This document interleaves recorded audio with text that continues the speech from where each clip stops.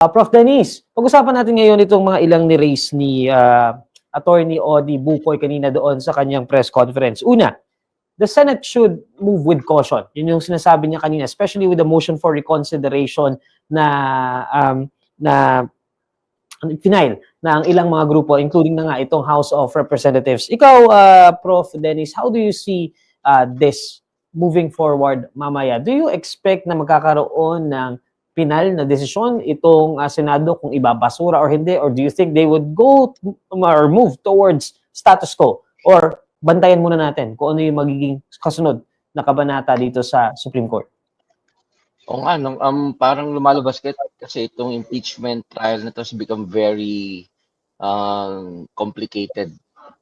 It's a complicated process. Dapat sana simple lang to eh. But because the Supreme Court has already given a ruling, tapos may appeal naman yung House of Representatives to that ruling, tapos the Senate is about to make a decision. So it has become a very complicated process na parang ano eh, hindi mo na malaman kung kanino yung decision ang dapat sundin.